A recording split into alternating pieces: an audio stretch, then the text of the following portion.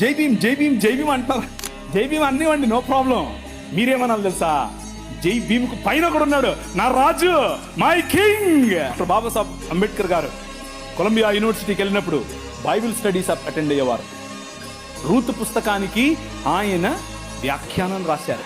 He was a practising Christian. ఒకరోజు 3 లక్షల మందితో కలిసి నేను బాప్టిజం తీసుకుంటాను అని చెప్పి ముందుకు వచ్చి ఫోన్ మన మెథడిస్ట్ సంఘంలో ఉన్నటువంటి బిషప్ గారికి చెప్తే, బిషప్ గారు దానికి కావాల్సినటువంటి పనులన్నీ వసతులన్నీ ఏర్పాటు చేసుకునే క్రమంలో నెహ్రూ గారు ఫోన్ చేశారు. నెహ్రూ గారు ఫోన్ చేసి, ఏంటండి మీరు ఇలా చేస్తున్నారంట, ఇలా చేస్తే మీకు ఈ పొలిటికల్ అపోజిషన్ ఎక్కువైపోద్దని చెప్పాడు.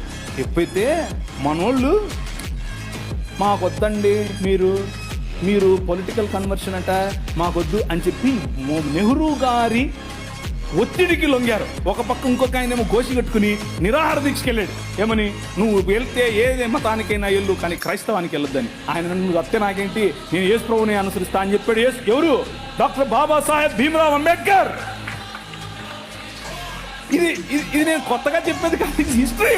This is history. ఆ జై భీమ్ వాళ్ళకి తెలియదు. చెప్పండి, ధైర్యంగా చెప్పండి.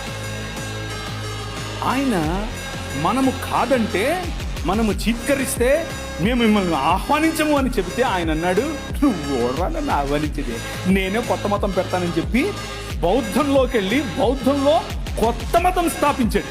ఆ మతం ఏంటనుకుంటున్నారు? క్రైస్తవమే. 2 కొరింథీయులకు రాసిన పత్రిక 2 కొరింథీ 10:3 నుంచి చదవండి.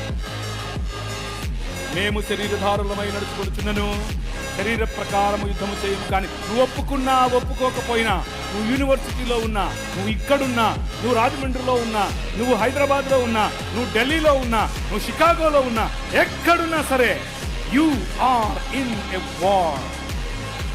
నువ్వు ఒక యుద్ధంలో ఉన్నావు, అది నీకు తెలియదు అంతే.